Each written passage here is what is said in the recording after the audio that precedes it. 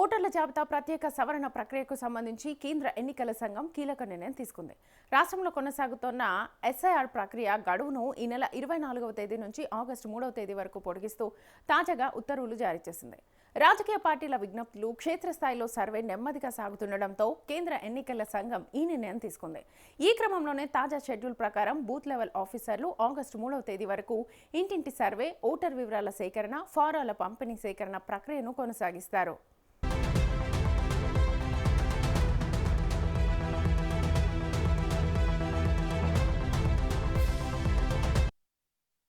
ఆ తర్వాత ఆగస్టు 10వ తేదీన రాష్ట్ర వ్యాప్తంగా ముసాయిదా ఓటర్ల జాబితాను అధికారికంగా విడుదల చేయనున్నారు. ముసాయిదా జాబితా విడుదలైన తర్వాత కొత్తగా ఓటు నమోదు, పేరు సవరణ, మార్పులు, అభ్యంతరాల స్వీకరణకు ఆగస్టు 10వ తేదీ నుంచి సెప్టెంబర్ 9వ తేదీ వరకు గడువు కల్పించారు. ఈ దరఖాస్తులపై విచారణ, నోటీసుల జారీ, పరిష్కార ప్రక్రియను అక్టోబర్ 8వ తేదీ నాటికి పూర్తి చేయాలని కేంద్ర ఎన్నికల సంఘం ఆదేశించింది. అన్ని ప్రక్రియలు పూర్తయ్యాక అక్టోబర్ 12వ తేదీన తుది ఓటర్ల జాబితాను కేంద్ర ఎన్నికల సంఘం విడుదల చేయనుంది.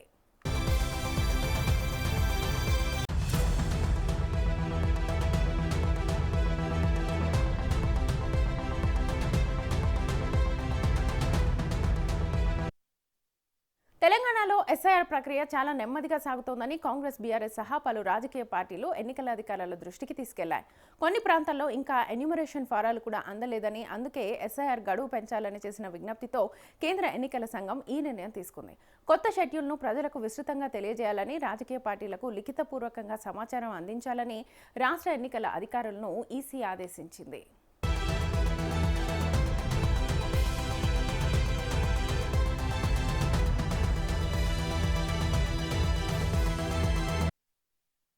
అయితే ఎన్నికల సంఘం ఇప్పటికే స్పష్టం చేసినట్లుగా ఎస్ఐఆర్ ప్రక్రియలో అవసరమైన ఫారాలు సమర్పించకపోతే లేదా వివరాలు నమోదు చేయకపోతే ఓటర్ జాబితాలో సమస్యలు తలెత్తే అవకాశం ఉంటుంది. కాబట్టి అర్హులైన ప్రతి ఓటరు నిర్ణీత గడువులోపు వివరాలను ధృవీకరించి అవసరమైన ఫారాల్ని సమర్పించాలని ఎన్నికల సంఘం అధికారులు సూచిస్తున్నారు.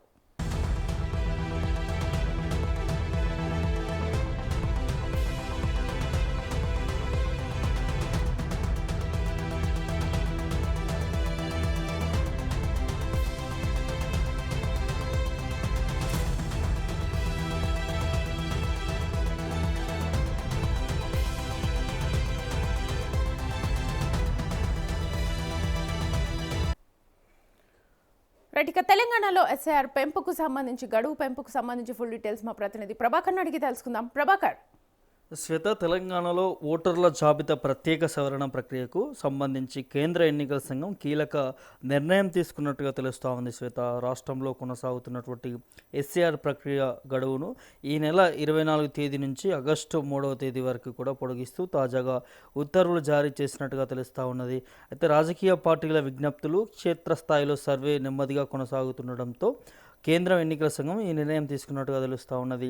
అయితే ఈ క్రమంలోనే తాజా షెడ్యూల్ ప్రకారం బూత్ లెవెల్ ఆఫీసర్లు ఎవరైతే ఉంటారో ఆగస్టు 3వ తేదీ వరకు కూడా ఇంటింటి సర్వేలు నిర్వహించాల్సినటువంటి అవసరం ఉంటుంది. దాంతోపాటు ఓటర్ వివరాల సేకరణ, ఫారాల పంపిణీ, సేకరణ ప్రక్రియను మొత్తం కూడా ఈ ఆగస్టు 3వ తేదీ లోపల కొనసాగించాలన్న దాన్ని కూడా ఎన్నికల సంఘం చెప్తున్నటువంటి నేపథ్యం కనిపిస్తూ ఉంది శ్వేత. దాంతోపాటు ఆగస్టు 10వ తేదీన రాష్ట్ర వ్యాప్తంగా కూడా ముసాయిదా ఓటర్ల జాబితాను అధికారికంగా విడుదల చేస్తారనే దాని మీద కూడా వినిపిస్తూ ఉన్నది.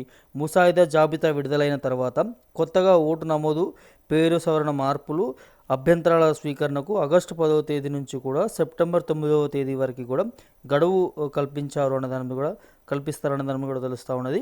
అది ఈ దరఖాస్తులపైన కూడా విచారణ, నోటీసుల జారీ, పరిష్కార ప్రక్రియను కూడా అక్టోబర్ 8వ తేదీ నాటికి పూర్తి చేయాలనేది ఎన్నికల సంఘం ఆదేశించినట్టుగా తెలుస్తుంది.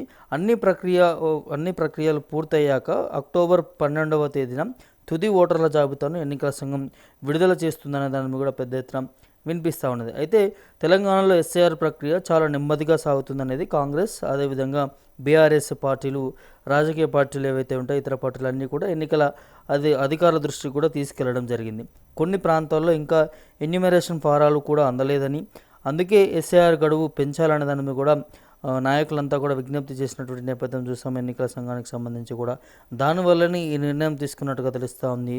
అయితే కొత్త షెడ్యూల్ను ప్రజలకు విస్తృతంగా తెలియజేయాలి, రాజకీయ పార్టీలకు లిఖితపూర్వకంగా సమాచారం అందించాలనేది రాష్ట్ర ఎన్నికల అధికారులను ఈసీ ఆదేశించినట్టుగా తెలుస్తూ ఉంది. అయితే ఎన్నికల సంఘం ఇప్పటికే స్పష్టం చేసినట్లు ఎస్ఐఆర్ ప్రక్రియలో అవసరమైన ఫారాలు సమర్పించకపోతే లేదా వివరాలు నమోదు చేయకపోతే ఓటరు జాబితాలో సమస్యలు తలెత్తేటటువంటి అవకాశం ఉంటుంది. కాబట్టి అర్హులైన ప్రతి ఓటరు నిర్ణీత గడువులోపు వివరాలను ధృవీకరించి అవసరమైన ఫారాలను సమర్పించి ఎన్నికల సంఘం అధికారులకు సూచించాలన్నది కూడా చెప్తా ఉన్నారు. సో ఎక్కడ కూడా మన డాక్యుమెంట్లో ఎలాంటి తప్పులు లేకుండా, అదేవిధంగా ఈ ఎమ్యునరేషన్ ఫామ్ను కూడా ఫిల్ చేసేటప్పుడు ఎట్లాంటి తప్పులు లేకుండా కూడా ఫిల్ చేయాలనే దాన్ని కూడా ఎన్నికల సంఘం చెప్తా ఉంది. ఒకవేళ తప్పుడుగా ఫిల్ చేస్తే మాత్రం అది మళ్ళీ స్క్రూటినీలో మళ్ళీ తప్పులు వచ్చినటువంటి నేపథ్యంలో మరోసారి ఫారం ఫిల్ చేయాల్సినటువంటి అవసరం ఉంటుంది, లేకపోతే నోటీసులు కూడా పంపించేటటువంటి నేపథ్యం ఉంటుంది.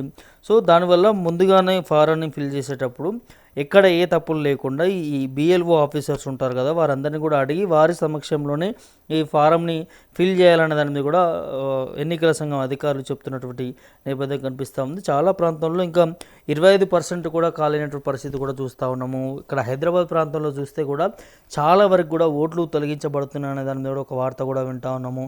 దాంతోపాటు బిఎల్ఓ అధికారులు ఎవరైతే ఉంటారో వారు ఇంకా ఫారాలు కూడా ఇంటింటికి వచ్చి అందజేయట్లేదు అనే దాని మీద కూడా పెద్ద ఎత్తున విమర్శ వినిపిస్తూ ఉంది. ఇటు హైదరాబాద్ సంబంధించి కావచ్చు, దాంతోపాటు ఇటు రంగారెడ్డి డిస్టిక్, మేడ్చల్ సంబంధించినటువంటి జిల్లాలలో ఇప్పటివరకు కూడా ఈ ఎమ్యునరేషన్ ఫామ్లు అనేది అందలేదనే దాని కూడా తెలుస్తూ ఉన్నది. సో చాలా వరకు కూడా ఓట్లు కూడా తొలగిస్తూ ఉన్నారు అనే దాన్ని కూడా వినిపిస్తూ ఉన్నది. సో దీని మీద కూడా కొంతమంది ఎన్నికల అధికారుల దగ్గర కూడా వెళ్ళి ఫిర్యాదు చేయడానికి వెళ్తున్నారు అనే దాన్ని కూడా వినిపిస్తూ ఉంది. సో చాలా ప్రాంతాల్లో ఇదే పరిస్థితులు తలెత్తుతూ ఉన్నాయి. ఈ ఎమ్యునరేషన్ ఫామ్స్ అందడం లేదు, అందిన తర్వాత ఎలా ఫిల్ చేయాలనేది చాలామందికి గందరగోళంలో పడుతున్నటువంటి నేపథ్యం కనిపిస్తూ ఉంది. ముఖ్యంగా 2002 ఓటుకు సంబంధించి ఎక్కడ ఏ డీటెయిల్స్ ఫిల్ చేయాలి ఏందనే దాని మీద కూడా ప్రజలు, ఓటర్లు అందరూ కూడా ఇబ్బంది పడుతున్నటువంటి పరిస్థితి కనిపిస్తూ ఉంది.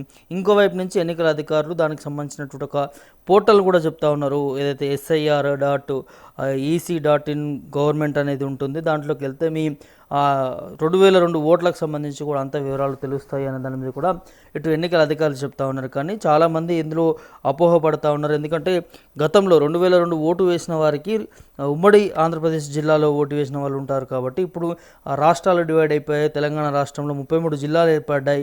గతంలో 10 జిల్లాలు ఉన్నటువంటి నేపథ్యం ఇప్పుడు 33 జిల్లాల్లో ఏ నియోజకవర్గం ఏ జిల్లాలో ఉందనే దాని మీద కన్ఫ్యూజ్ అవుతూ ఉన్నారు. ఏ మండలంలో ఏ బూత్లో ఈ నియోజకవర్గంలో ఇవన్నీ కూడా చేంజ్ అయిపోతూ ఉంటాయి. కాబట్టి ఈ 2002 ఓటుకు సంబంధించి సెర్చ్ విషయంలో కూడా చాలా ఇబ్బంది పడుతున్న పరిస్థితి కనిపిస్తూ ఉంది. అక్కడ ఎలా ఫిల్ చేయాలన్న దాన్ని కూడా కొంత ప్రజలను, ఓటర్ల నుంచి కూడా చాలా సమస్యలు తలెత్తుతూ ఉన్నాయి. అయితే కొంతమంది 2002 ఓటు ఉన్నవారు కూడా అక్కడ ఫిల్ చేయట్లేరు అన్న దాన్ని కూడా తెలుస్తూ ఉంది. ఎందుకంటే ఈ అన్ని వివరాలు సేకరించడంలో వారు దొరకడం లేదు అనే దాన్ని కూడా చాలా సింపుల్గా వదిలేసి ఇక్కడ ప్రజెంట్ అడ్రస్లు, ప్రజెంట్ డీటెయిల్స్ ఫిల్ చేసి ఇచ్చేస్తూ ఉన్నారు అనే దాన్ని కూడా వినిపిస్తూ ఉంది. దానివల్ల 2002 SIR ప్రక్రియ ఏదైతే ఉన్నదో అది విఫలమయ్యేటటువంటి పరిస్థితి ఉంటుంది. దానికి మరోసారి నోటీసులు ఇచ్చి మళ్ళీ ఫిల్ చేసే వరకు కూడా అధికారులు వెళ్ళాల్సినటువంటి నేపథ్యం ఉంటుంది. కాబట్టి సో మళ్ళీ ఈ ఫామ్లు తప్పులు చేయకుండా నీట్గా బిఎల్ఓ అధికారులతోనే ఈ ఫారం అంతా కూడా నింపి, ఒకవేళ మీకు వివరాలు తెలియకపోతే బిఎల్ఓ అధికారులను సంప్రదిస్తే వారు చెప్తారన్న దానిని కూడా ఇటు అధికారులు చెప్తున్నప్పటికీ కూడా ఇదే సమస్యలు తలెత్తుతున్నటువంటి పరిస్థితి కనిపిస్తూ ఉంది. ఆ నేపథ్యంలోనూ ఇప్పుడు ఈ SIR ప్రక్రియను 3 నెలల వరకు కూడా గడువు పెంచినట్టుగా తెలుస్తూ ఉంది. ఈ 3 నెలల వ్యవధిలో కూడా ఇదంతా కూడా పూర్తి చేస్తాము అనే దాని కూడా ఇప్పుడు తలెత్తుతున్నటువంటి సమస్యలన్నింటినీ కూడా సాల్వ్ చేసే దిశగా కింది అధికారులకి, ఇటు బిఎల్ఓలు కావచ్చు, కింది అధికారులకు అందరికీ కూడా సూచనలు జారీ చేస్తామనే దాన్ని కూడా ఎన్నికల అధికారులు చెప్తా ఉన్నారు. చూడాలి మరి ఈ 3 నెలల వ్యవధిలోనైనా ఈ SIR ప్రక్రియ అనేది పూర్తి అవుతుందా ఏంటి అనేది కూడా చూడాల్సిన అవసరం ఉంటుంది. శ్వేత.